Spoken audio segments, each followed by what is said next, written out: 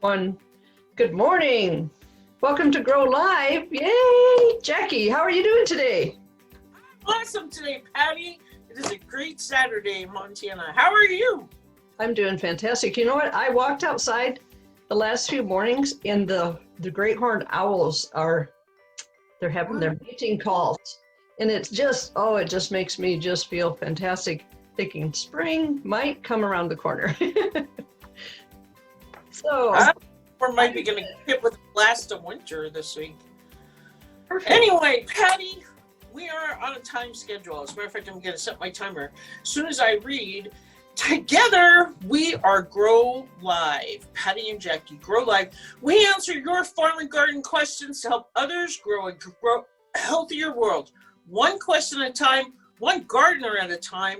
Our goal is to help you be successful in growing healthy food and creating a healthier place. What are we talking about, Patti? Well, I'm excited. We are going to talk about greenhouse design today. A lot of people have been asking questions about greenhouses. It turns out, did you know they can be both too hot and too cold all in the same greenhouse? Yes, and it is very, very difficult problems for a lot of people. I'm going to go do a screen share here for you. So hang on a second here, get this technology to work. It's always a challenge. And Oh, but you make the best PowerPoints. Look at that. well, it does help to have some practice. I mean, seems to be what I do. Grow Live with Patti and Jackie answering your questions. Greenhouses. Okay, and I'm Patti Armbrister. I know we talked about that, but I got over 50 years of growing experience. So, and Jackie's got tremendous amount of experience hosting the Organic Garden podcast. So today, look at what I seen when I went outside this morning. Oh my goodness. Is curly parsley. Parsley. And the snow just melted off of it. And it's green. Yeah. It's alive. I just had to share that with you.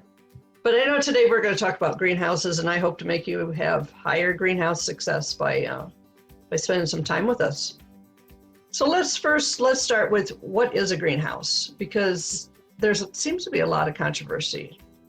So for one, a greenhouse is a building which plants are grown in that need protection from cold weather. Well, that would be us in our northern regions, huh? Here in Montana and Canada, all across the northern hemisphere. And these are glass. This is how they did it originally. Or not the very originals, because the Romans were protecting plants by planting them in wheelbarrows and moving them inside every night. So this is the next stage of a greenhouse history, is to these glass couch things. And they did it in large ways, and some still do it this way. But today, greenhouses are becoming this. Wow. Yeah. These are what I call a mega greenhouse. The ones I've seen in Michigan are on 55 acres. This particular one in this picture is on 60 acres in Kentucky. They're just monstrous. Some of them 160 acres under one greenhouse.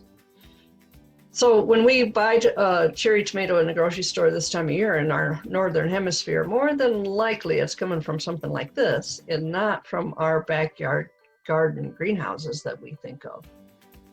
So here's just a picture of the same greenhouse. This was Nature's Fresh out of Canada. One of their greenhouse pictures, just jaw-dropping. Like they use skylift rises to go up there and work on them. And this is their production methods. Not what you think of when you think of a home garden greenhouse, right? So why should we want a greenhouse? Oh, a greenhouse is nowadays we think of a greenhouse as a glass house or a plastic protected shelter that is heated. So that's kind of the difference between a greenhouse. I think somebody asked, I think Eileen asked. I wanted to know what's the difference between a greenhouse and a high tunnel. Right. And so a high tunnel is not generally heated. As soon as somebody put some sort of mechanical heat in a greenhouse or a high tunnel, we consider it a greenhouse. Before, if it's just hoops, which can be made out of plastic or steel or anything you can make it a hoop out of, could be a willow branch, I guess, with plastic over it, that would be considered a high tunnel. Greenhouses traditionally are heated, so that's what we consider the differences. But for us, it all goes to our goals of why we should want to grow in a greenhouse. I've had several of them, and I've got several greenhouses here we're going to talk about, so I'll talk about the goals for each one of them because they really change what you're doing and how you're going to work with it and how much money you're going to spend to build it. So the first one, what you are wanting to grow, I want to grow celery and greens for juicing and do it as long as throughout the year as I possibly can. And kale. Oh my gosh, I love kale. So I wanted to extend the growing seasons. That didn't mean I wanted to try to force our northern region into growing those plants in December and January because that's pretty difficult to do. So the next thing you got to think about is when do I want to harvest those plants? So these tomatoes come out of a passive solar greenhouse, and it's our goals for that passive solar greenhouse was to be able to harvest in the fall and have greens in the spring because it's a school greenhouse and we can't afford to heat it throughout the winter. So we just talked about that, the differences between the high tunnels and a greenhouse. This greenhouse is a 96-foot greenhouse, so way bigger than a lot of home gardener greenhouses. But this one's at a hot springs here in Montana, and they run hot water through the floor as its alternative heat source. Wow. Yeah, and then this is a high tunnel. This is a backyard high tunnel in my yard. And so this is just a 16 foot by 16 foot. And I built it that small, hoping to motivate most anybody to be able to grow and put up one in their own property without taking up too much space. And my goal is to extend the season to be able to grow those tomatoes and peppers and stuff like that. Also, another big goal I have was not to waste energy or even to spend the money on energy. I don't want to do either one, right? So that was a main goal of the initial build of the first greenhouse that I built, which was a passive solar greenhouse, was that energy part. So a lot of people don't know what passive solar is. It just means that we're passively gaining the solar gain, but we're not mechanically hardwired to anything. So there's no electric going into this greenhouse. There is a solar heater here that we see on the back wall here. This is a solar heater. And then this little solar panel inside the greenhouse there runs the energy for this. So there's no battery backup or nothing for this greenhouse. But most passive solars have some way of gaining the energy and storing it. So this one we're running with water barrels. Some do it with rock walls or earthen back on it, but this one's a standalone. It's built just like a house on a foundation. So it's got a 6-foot foundation underneath it, all insulated on a 6-inch insulated cement form. Okay, so it's built just like a house. There's 6-inch walls, insulated walls and everything. Mike has foundations under his greenhouses like that too. Yeah, it really helps to keep the frost from coming in from the outside. And so these are the water barrels in that passive solar. There's 18 of them. And we are not utilizing the water inside the barrels. They're just a solar sink. And so the sun comes through the glazing wall, hits those barrels during the day, warms them up. And then the building is shut up at night, so there's no air escaping at night. And then the energy in the barrels released back into the greenhouse during the evening and all through the night. And so it's not not gaining heat during the night, obviously. It's losing some of the barrels, but it's going into the air protected plants. And so you can really extend the season with something like this. And with it all being closed in like it is, the plants can handle clear down to 20 degrees. Like I've had kale and spinach and just be perfectly fine at 20 degrees because there's no wind in there to create frost. And so they do fine. So it's just a matter of kind of picking out a design to fit your need of what you want to do. This is the greenhouse at the Sleeping Buffalo again at the hot springs. And they have water in those barrels freeze either? They will. When we get down to 40 below zero and we have a lot of cloudy days. If we have sunny days at 30 below, even 40 below, it's not too bad. But if we have cloudy days repeatedly over and over where we're not getting solar gain into those barrels, then we're slowly losing it. And so, yeah, we'll freeze, those barrels will freeze. We have a water dipping barrel that we dip water out of to water the plants in the winter. That will freeze too when it gets that cold. It's because we're not gaining any sunlight from the sun to use. And you don't have to drain them? No, we've never had any problem with them.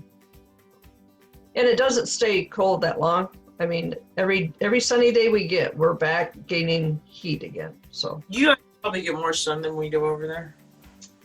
When we built it, we did, yes, for sure. And so in the last 10 years, have we gotten as much? No, we're not getting as much. And I don't know, we're just getting all these hazy days. That's not helping us very much. But so this example here, though, they've got hot water in the floor. And so they have available hot water because of the hot spring. But we as gardeners could have hot water from solar hot water heaters and then put it through your floor, just like you do in a shop. You know, you have a hot water insulating in your floor and heating in your floors, both radiated hot water heat. Well, you could do that in a greenhouse too. And so that's what we did in this greenhouse. We did not put them under all the beds because we want to keep some of the beds cooler to be able to grow kale and greens longer. So this one's more mechanically controlled than a lot of them. And we got levers to turn them on and off. And this is during the construction time period of this greenhouse here. And was that a kit? They bought the old greenhouse rafters and the end pipes. So they built the end walls and everything else we pretty much did ourselves, or they did. I was consulting with them.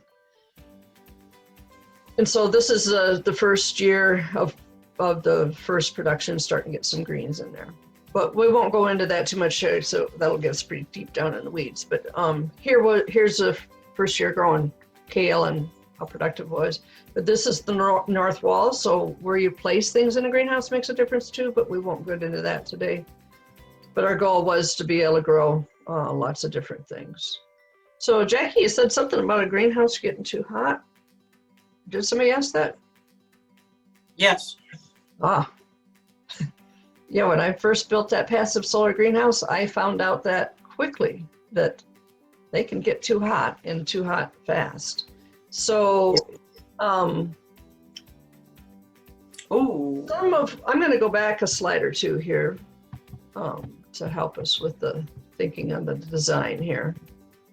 All right, just a warning, the alarm's going to go off in a minute. What alarm? The one that says 15 minutes, 5 minutes left. What? Get out of here. Okay, so they get too hot because the sun's coming in and heating the air up, and we've got to cool it down. So this one has a solar vent on the backside. It's all running on solar. It turns on when the heat in the upper part of the building gets 85 degrees, and it vacuums it out like a chimney.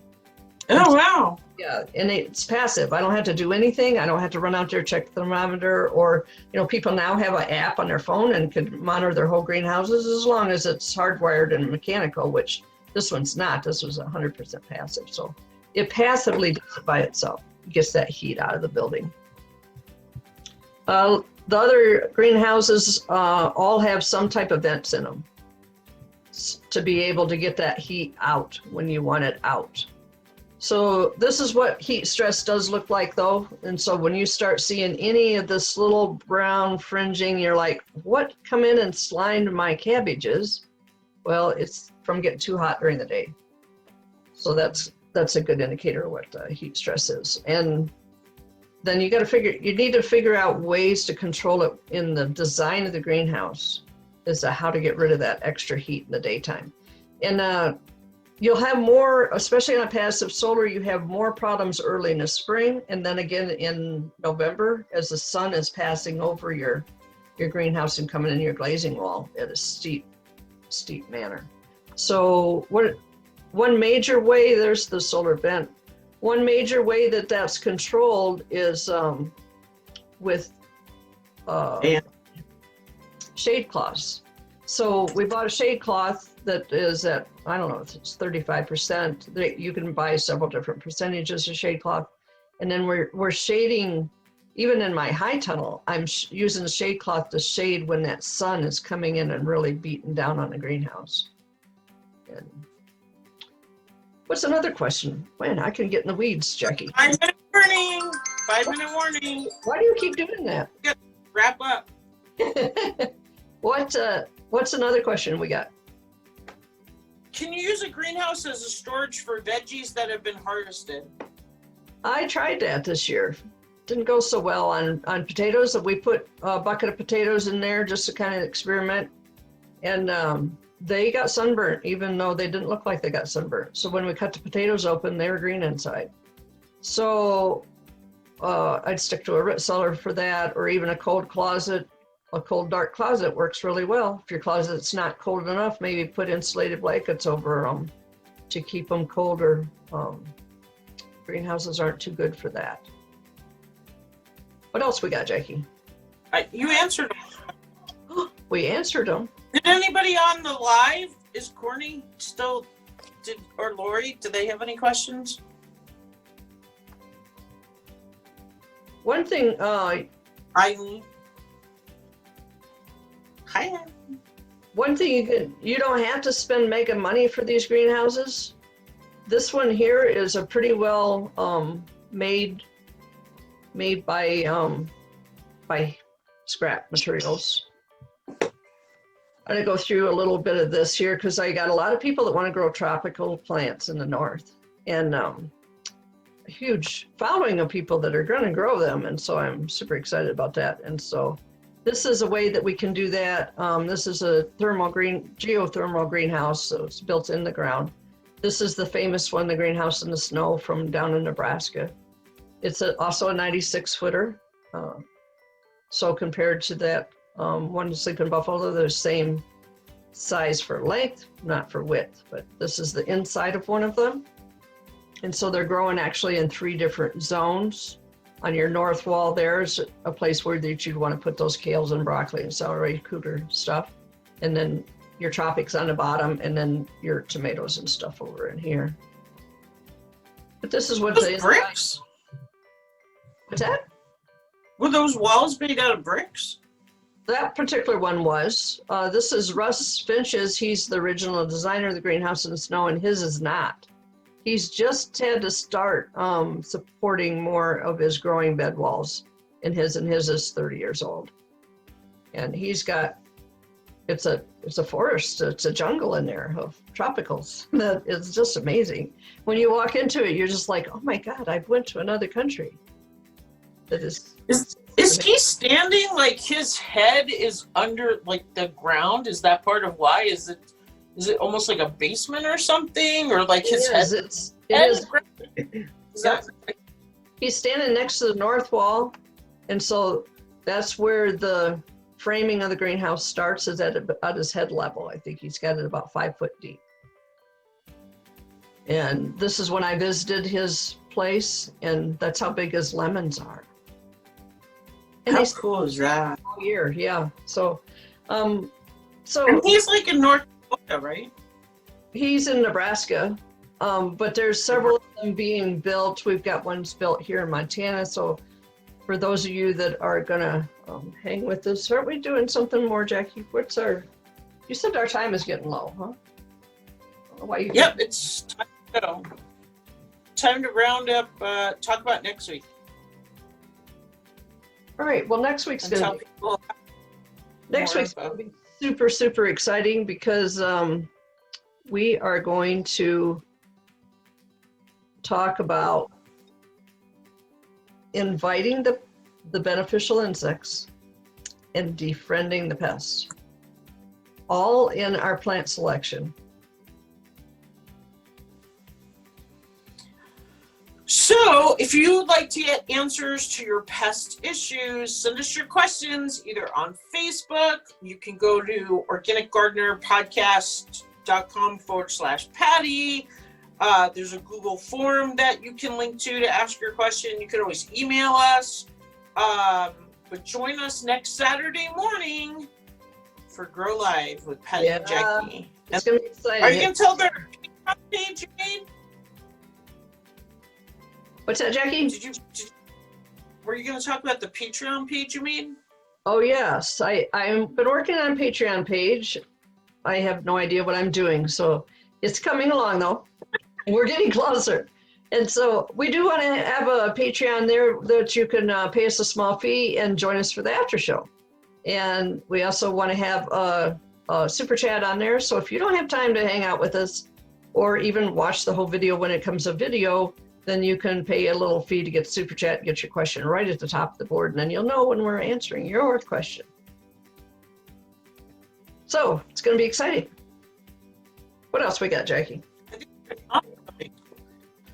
I think we're just like, until next time, let's grow a healthier world. Yay. Go healthy. Yay! Episode 2 is done. Okay, Thank you, everybody, for